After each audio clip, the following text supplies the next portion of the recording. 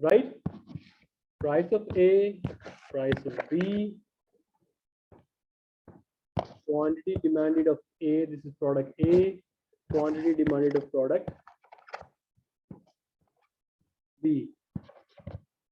So when price of A decreases, what is the law of demand? The quantity demanded of A should increase. Since these two are related goods, its customer also, because buyer creates demand and buyer want to pay less money, so their customer will shift from B to A. So that's why even though the price of the B doesn't change, right? So that is the tricky point here. So it causes decrease in the demand for product B. So these two are related goods in case of, and we call this is substitute. Now everybody understand that? Rodrigo, Vinicia, Oliver, Nana, Priscillo, Sufyan, Yeah. Marco, Nicolas, Yes. Havagun. Yes. Good. That is very important stuff. Okay. Like subway and taxi. Right? If price of the subway increases, people will leave subway and move to taxis because taxis prices still the same. Right? It's better to go by taxi. So taxis, there is a high demand in taxi and taxi driver didn't increase any fare. Now complements, what do we mean by complements? We have a product A and we have product B. Low demand for product A, with low demand for product B.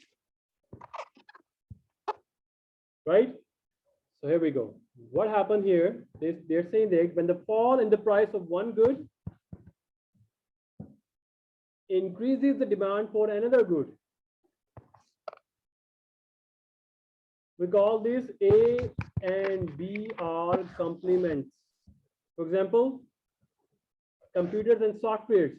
So if price of computers decreases, it causes computer demands to increase, right? When computer demand increases, of course, you need Windows, Microsoft Office, Microsoft, PPTs and all those stuff. So demand for software also rises. Price of the software doesn't change, right?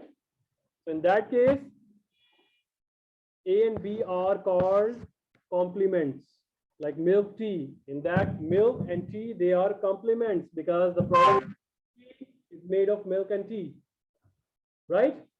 Gasoline and car. If the price of car decreases, people will buy more cars. When more cars, people need more fuel. Fuel prices remain the same. So these are called complements. So in case of complements, the price of A decreases causes quantity of B to increase. This is called, or vice versa. If price of A increases, it causes demand to decrease. If price of car increases, people will buy less cars and people will be using less fuel to fill those cars. So quantity demanded decreases, vice versa as well. Right? Let's move forward. The third one is the taste. People taste fashion or something. So here we are not trying to explain the people's taste, right? How taste, or we're just trying to explain the psychological forces. We are not explaining brand loyalty because we have another subject called consumer behavior and all those stuff. We just explain that what happened if changes occurs and what will happen to the demand and supply. Simple. For example, if demand of the flavored cigarette is shifted to the right, you understand now what do we mean by that? Shifted to the right means shifted to the, which means demand increases due to changes. Simple. If it is more fashionable to smoke flavored cigarette, Price of the flavored cigarette is the same. And now what happened? Demand for flavored cigarette rises. And the reason is just taste or fashion or something, right? Similarly, with the expectations means consumer demand right now based on future expectations.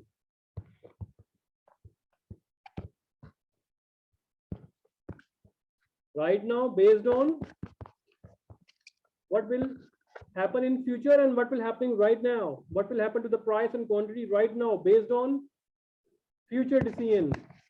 Based on future decision right now.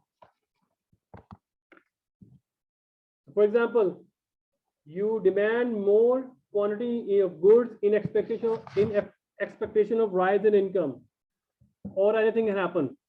Or for example, if cars gonna be more expensive in future, what will happen now? Cars will be more expensive after 3 months or 1 year. What will happen now? Demand for car rises right now based on future expectations. What will happen if there is a recession and demand and cars prices are decreasing in future after 1 year? What will happen now? People will stop buying and wait for 1 year to buy the car. Demand right now decreases right now based on future expectations. So many students, they are confused. What's happening? Expectation in future. No, you are standing here and this is the 1 year expectation, for example. So you need to decide right now here. Decide right now here at this point at 0 based on future expectations. So what will happen now? And the last one is number of buyers. What will happen if number of buyers increases? Price remain the same and now buyers increases. Of course, we have to create a new demand curve. Shift to the right. Number of buyer increase, quantity demand increases, shift to the right. So up till now, what we have discussed demand in complete details, and what we discussed, the demand curve shows what happened to the quantity demanded when the price changes, keep all other variable constant, and we talk about this. You know, the law of demand doesn't go through the irrational stuff. We need to be very rational, means brand loyalty and all those stuff is not going to be there, right? So what is called the movement? If there is a change in quantity demanded and the reason is price, then we don't have to make a new curve. There is no shift to the right, shift to the left. We are on the same curve, either up and down. So guess what? What's next? Guess what? Priscilla, Venetia, what's next? Nicholas. Sorry again. What's next? What would be the next slide? The end. No, concept checker. Okay, so those who are watching online, pause the video and let's apply all those knowledge here. So when the quantity demanded has increased at every price level, it might be because, what is the answer here?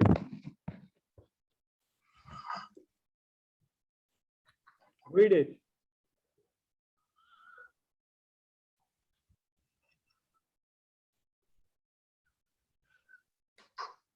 How about Roon?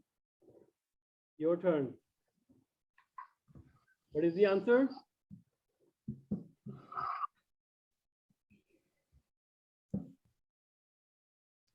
D. D. Answer is D. Well done. So when the quantity demanded has increased, it means quantity demanded is increased the number of buyer has decreased, A can never be the answer, because we talked about that. If number of buyers increase, quantity demand is increased, so it can never be the answer. Second, income has increased and the quantity and the good is called inferior. No, quantity demanded increase and income increase as well. This is called normal good.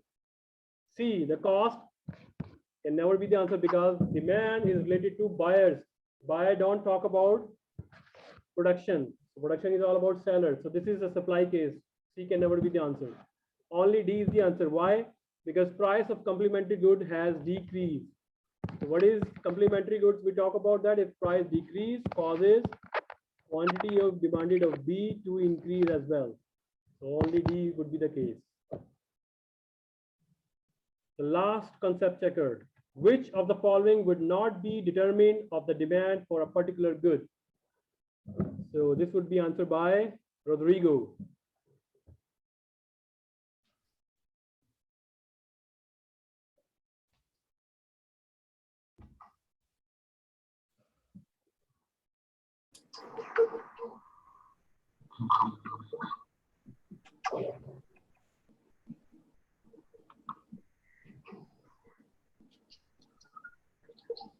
Rodrigo, what is the answer? B. Not, yeah, you are talking about D, right? No, I said B. You said B. Okay. Because would not be the determinant of demand. We'll talk about that. Price of related goods, income, taste, these are all number of buyer expectation, these are all determinants. So D cannot be the determinant of the demand. Well done. The last one, I was wrong. One more. An increase in the number of college scholarship issued by a private foundation would be, what is the answer? Manisha.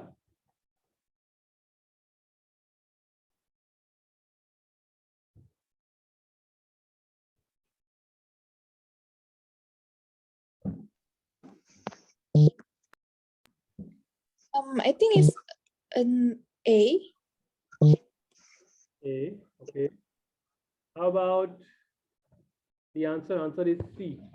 Because an increase in the number of college scholarship issued by a private foundation, it would causes increase in the demand for education. You students, they want more education. Why? Because there is more money for you. Demand for education rises. Supply is not that. Manisha, clear? Yes. Okay. So I would be uploading these PPTs and also the book chapters. By the way, the book chapters are already on the Blackboard. You can download from there all the chapters, but I would be also uploading on the WeChat group as well. If you still have any confusion or anything that you want to ask, please do write us in our WeChat group. I would be happy to answer. So see you next time. Until then, take care. Bye-bye. Goodbye, sir. Thank you. Thank you. Thank you.